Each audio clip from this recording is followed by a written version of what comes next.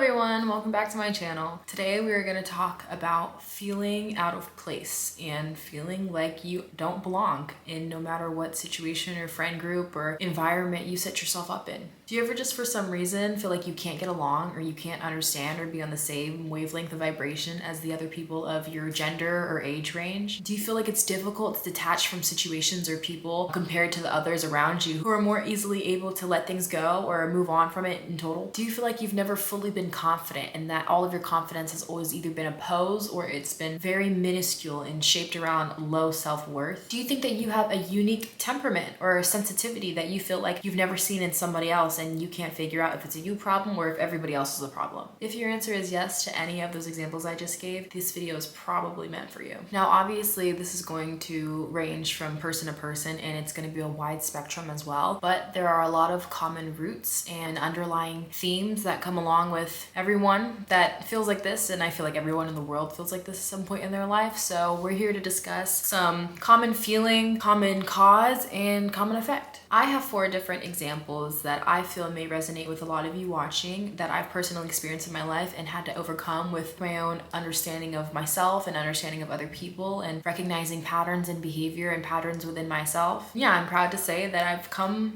to a good place from all of these and I've successfully healed from all of them, and I think that it can really help someone else that may feel this way deep down and wasn't able to put it into the words themselves to figure it out. A main one that's been prevalent almost my entire life up until like very recently is never feeling like a girl, never feeling like other girls at least, and always feeling like I have to perform a certain way to even blend in with other women. Not being able to girl like other girls. I've always felt growing up that I was too masculine. I felt like I only could get along with boys. I only played with boys at recess, even though I grew up with sisters and even though there were more women in my household than men. I felt like my humor never matched that of other girls. I felt like my interests never aligned with them either. Even just the way that they talked, I couldn't find myself naturally speaking words out the way that they did. From feeling the indifference my whole life, this created a different level of self-subconsciousness and hyper-awareness to myself and how other people are behaving in my attempt to mirror them or create just an ingenuine femininity in myself to be relatively like them. Considering that I couldn't even find the same jokes as them funny or neither of us knew anything about either interests, I was never able to fully trust other women. I was never able to fully trust girls, and with that, I never had deep connection with them. It was only surface level as far as I could handle it or as far as I could take it, which never really went far because how are you going to get past surface level with someone when you literally have nothing in common?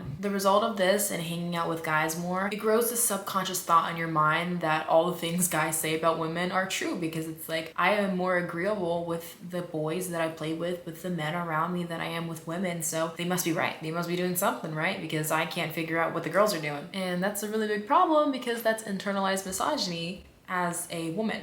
Now, you may be wondering, okay, well, you're acting like this, but how do you just put the blame on a child, or what caused this? What started it? Where do you even know where to take this after you realize? Well, to fix a problem, the first step you need is acknowledgement. As long as you can trace back what this really stems from, what it roots from, then you're going to be able to fix it. There are plenty ways that this can develop inside of your mindset as a young, formative child or teenager, but some really common ones that I personally have experienced, and I'm sure most of you have, are having no proper feminine figures in your life to model, especially if you come from a culture that's very strict or very humble or modest. My mother comes from an Asian culture and they are very humble and modest, and it's all about respect and integrity and dignity. You don't see very much women that are proud to be feminine. It's literally frowned upon to be a woman almost, and it's a preference to be a man, and that men have more capability, they have more freedom, more pride, and a role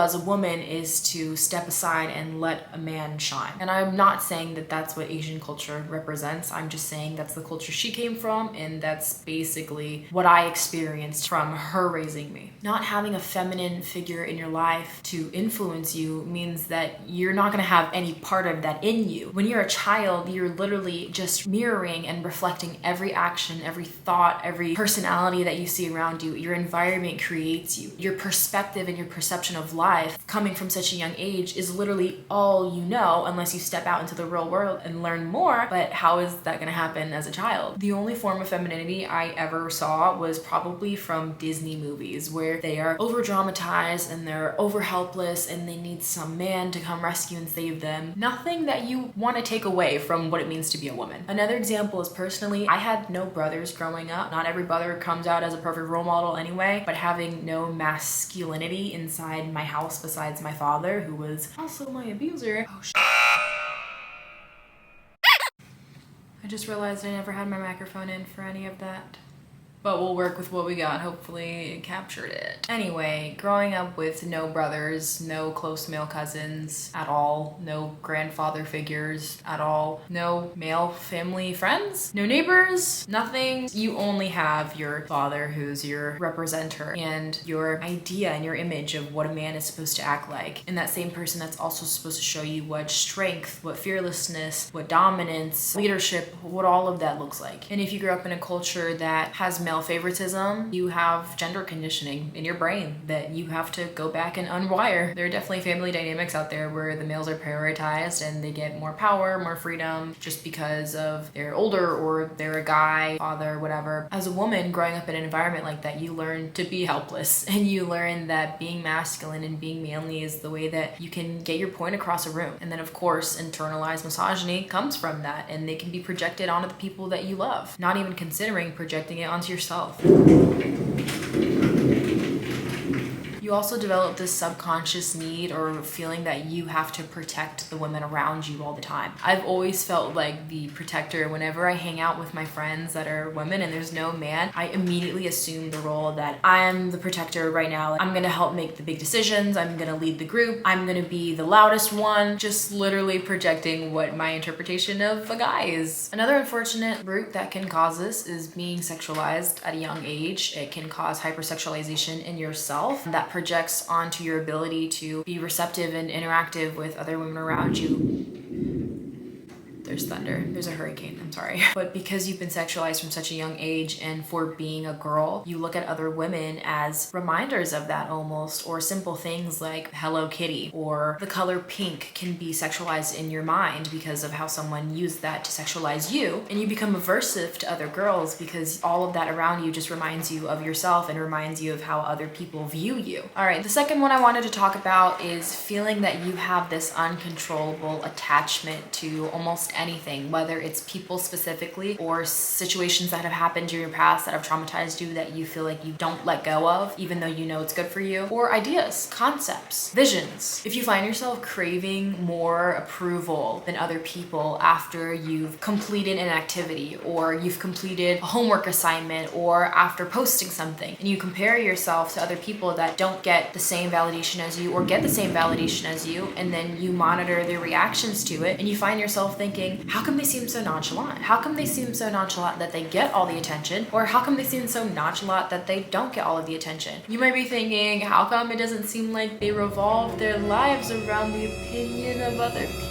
You also might have this if you feel a sense of anxiety or helplessness, or the need to do nothing when you're alone, the need to feel accompanied or watched or monitored by somebody else for small decisions, big decisions, casual activity. You have an overdependence on other people just being there or being part of your life or witnessing your life. You also might see this if you have an overdependence on your family, for example. If you find yourself saying stuff like, oh, I don't think my family would approve of that, or oh, my family doesn't really do that, or I don't know what my parents would think if I did that. And like, you're literally 25 years old. You have no identity outside of what your family's created the image of you as. Roots that this can come from are abandonment, previous traumas of abandonment, and that abandonment has formed these attachment wounds inside of you that you constantly need to get patched up over and over and over again because you never fix the internal bleeding. When someone is so close to you and such a big part of your life, or at least takes up a big space in your heart, they've either betrayed you you, abandoned you, maybe they've passed away and you've had to grieve them, you have this huge gaping wound in you now that has the subconscious fear when you meet someone else and when you get close to someone else of, what if I lose them? What if one day they wake up and they don't like me anymore? What if they die? What if they change? What if I change? And you feel not only this heightened anxiety and heightened stress interacting with them and being around them, and when they leave or walk away, even just temporarily, but you feel this hesitance to get close to other people. You feel this hesitance to develop stronger and deeper relationships or friendships with people in fear that you can lose what you create. And it doesn't even have to be from someone that's completely vanished from your life, abandoned, betrayed you. It can be from someone who's still in your life, or in your life for the most part, or half the part, or whatever. As long as there's been someone that's traumatized you with a push-pull method, they get avoidant, they want you to chase, and when you chase, you come back, and then when they're back, you're giving them the love that you wanted to give them, and then they're like, okay, I gotta pull away again to boost my ego and watch them try even more. When you get traumatized by dealing with people like that, you insecurely attach to everything else in life because you've grown this survival mode inside of your body that's like, I have to be so scarce with everything, with everything that I'm doing, everything that I'm seeing, everyone that I'm interacting with. I have to be scarce with it because I don't know how much they're gonna give me. I don't know when my time's up. I don't know when the next time I'll see them is. You can also develop this insecure attachment if you are raised in a household that is very tight-knit, where family is your everything every day. You wake up with them, you eat with them, maybe you work with them, maybe you go to the gym with them, you're texting them all the time. Like, your family is literally your life. And it doesn't even have to be your close family. It can be your like outer family, your cousins, whatever, but like within your culture, within that tradition, within those set of beliefs is all you know. And everybody else in this world, however their families think, because God knows everyone thinks so differently and everyone's raised completely different, you view them as wrong and that they don't fit in, and that creates an insecure attachment to your family alone. And it's just a problem because your family isn't the rest of the world. And if you ever want to marry someone that's not your family or be friends with people that aren't just your relatives, you're gonna feel uncomfortable because you're not used to stepping out of your comfort zone. You're used to just attaching to the same comfortable ideas and people and foods, maybe traditions that you've always known. When your job on this earth, literally being right now alive, is to break the cycle. If you look back in history and you can say, oh, not enough has changed over time, we still have problems. Yeah, well, that's definitely because people like to keep those house-long traditions and those passed down ideologies, passed down mindsets, racism, sexism, misogyny, etc. Solutions that I suggest to problems like this insecure attachment, is identifying specifically where it comes from, of course, and then also going into understanding, in order to detach from the dependence on another idea, someone else's identity, someone else's blah, blah, blah, blah. You have to create that of yourself, or else it's still going to be a gaping void in you that needs to be filled by other people. So it's your responsibility to make your boundaries firm with yourself, make your identity firm with yourself. You can still be prideful of, oh, I come from this culture, or, oh, I come from this family. That's great.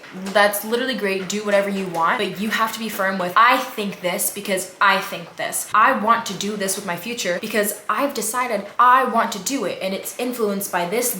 Write it out. Write it out to yourself. What do you want to do and what influenced it? Then you're going to be able to see when you put it on paper how much of that is actually someone else's decision for you, or what you truly believe is right or want to do. After you've created a more firm self-identity and you're confident in the person that you are, what you deserve, what you're willing to put out there, and you stick to it, the opinions of other people are only accessories. They're only additions to what you already think is right. It's only things that you can go, oh, I'll consider it, but I do prefer my way and I have a reason for the way that I think. People that aren't confident in the way that they process and the beliefs that they have, they are susceptible to just eating up and listening to everything everyone tells them because they never had that ground placed for them in the first place. They were waiting for someone to plant a seed. Fill your own garden with all of the flowers that you picked because you thought that they were pretty, because you liked that color scheme, because you wanted those flowers to drop seeds and grow other flowers just like it or even better. The third reason why you may feel like an outcast compared to the rest of the world is having a constant low self-worth, low self-esteem, or little to no confidence. If you wake up every day and step out into the world and you don't have any true liking behind yourself, you don't even love what you look like, you don't love the decisions you make, you don't love the mindset you have, you're not confident in your identity or existence, how are you going to go out in the world and expect other people to be confident in you as a person? Of course you're going to be an outcast. People are going to see it radiating off of you. When an insecure person walks into a room and projects nothing but insecurity and nothing but, oh, I'm this, I'm that, that and it's all negative things, but oh, they talk all this great stuff about other people, or maybe they don't say anything nice about anyone at all because they're projecting their own insecurity. People see that. People recognize it, because the same way that you go out in the world and you have that consciousness of, okay, what behavior, what mood, what tone, what attitude are these people giving off to me? How does it tell me that they feel about me? People are doing the same thing about you, like literally. You didn't create this idea of like social awareness. I like to say all the time, fake it till you make it. It's not great to fake confidence your entire life, but if you do it literally even for a month, I promise you, you're gonna believe at least half of what you've been telling yourself. It's true, it works, trust me. I thought I was a great person, and I was a great person, but I didn't have any confidence in myself, so I constantly hid myself in the world, isolated myself, never thought I was good enough to make friends, so I never put myself in situations where I could make friends. Self-sabotage, literally self-sabotage. Something prevalent that could also happen from this low self-confidence is putting quantity over quality. Because if you don't have that deep understanding from being taught during your childhood or being influenced by the right people of what good quality friends are like, all you're gonna see from your insecurities and your low self-worth is, okay, let me people please,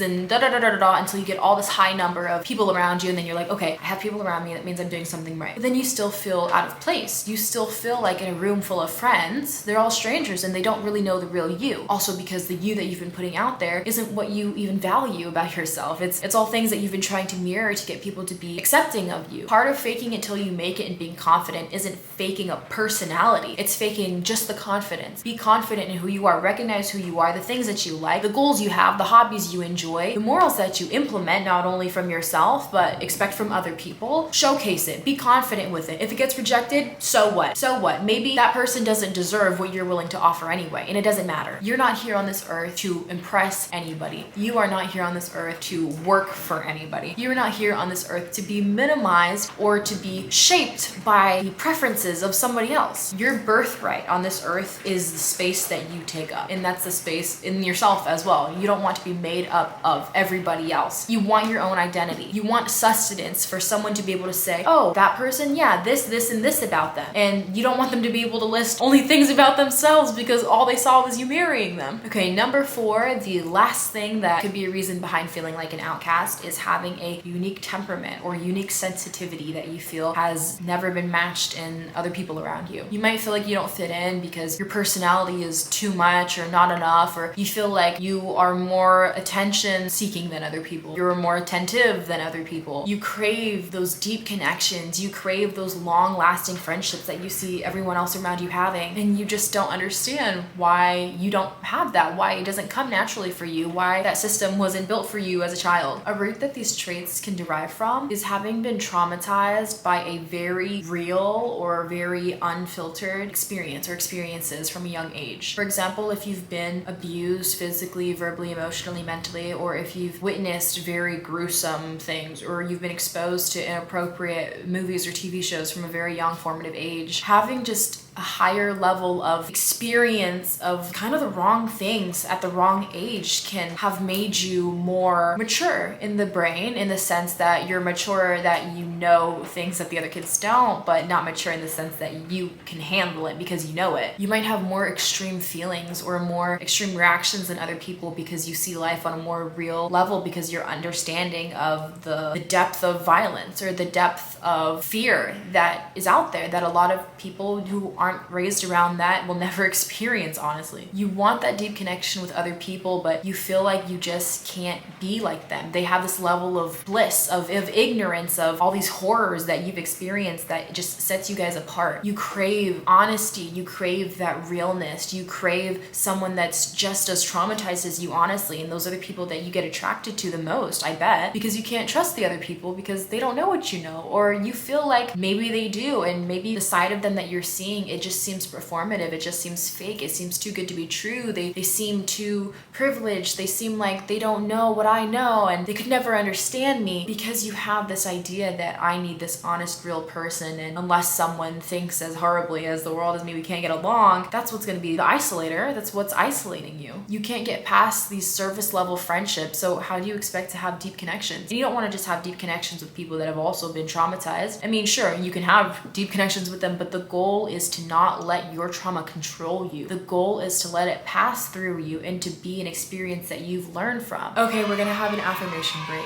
I am unique. I am my own identity. I am shaped by my own experiences, and whatever I do not attract in life is what is not meant for me. And I'm confident in that and secure. So all of those examples I gave have the same underlying theme of feeling like an outlier in a world, in a society where everyone is almost cookie cutter. But in reality, everyone's really not, and everyone has this own internal battle that you yourself are facing in the same way that you hide it and a lot of people don't know. It's the exact same as everyone else. Some people are just a lot better at acting than you might be. Or maybe they just have a super easy life and God's gonna give them their tests later. Growing up super easy is gonna make it harder to come around to the ideas and experience that you may have. And that's okay. That is okay. That's how life is meant to be. And just focus on yourself. Literally focus on yourself. No one else is gonna do it. Some general solutions that can fix all of this, which really is the idea of forming your own boundaries and self-respect and self-love and self-identity, being confident in it and being firm with it and carrying it the same throughout any decision you make, any action, any friendship interaction you delve into. Start with self-affirming. Affirm yourself of who you want to be and that you are that person, because realistically, the past isn't real and the future isn't real, and if you wanted to be a nice person, you snap your fingers and you just be a nice person. That's literally all you can do. There's no point in refusing to forgive yourself for the person that you were, because who you were needed to be them, to be who you are now. Practice gradual solitude. Go on walks by yourself, go on dates by yourself, have meals by yourself, read a book, take care of your health. It really starts with taking care of your health, whether it's what you eat, just getting a few steps in a day, a few exercises in a week, paying attention to what your body needs and what it's telling you. Self-soothe. You're craving this constant soothing from other people because of those holes that all of these traumas and betrayals and hurt have done to you. Be what you crave. You crave soothing. Be that. Figure out what soothes you. Figure out your comfort foods, your comfort clothings. Don't get yourself in a position where you're unhealthily coping with something and overcompensating. Find healthy levels to soothe yourself that bring you back into this neutral equilibrium of I'm okay with who I am just by myself, and if someone else or something else around me isn't working, that's okay. That is okay. I'm still alive. My life will go on. I will be given another opportunity in the future. It's fine. If it's not already obvious from what we've been talking about the whole video, you need to analyze, psychoanalyze, reevaluate your childhood as much as you can remember. Go ask questions to your parents if you trust their answers. Go ask questions to old teachers or whatever. Figure out who you have been your whole life, because yes, it's not who you are now, but it's what you needed. It's what preceded in order to be where you are currently. Almost all of our internal issues are going to be stemmed from our childhood, and that's just a fact. It's very important that we're aware of how we were brought up so we can break the cycle and make sure that we avoid these things in the next generations, whether it's our own children or children that we influence. You can also start by making sure you have at least 1 to 2 firm relationships in your life, whether that's with a parent, with a sibling, with a friend, with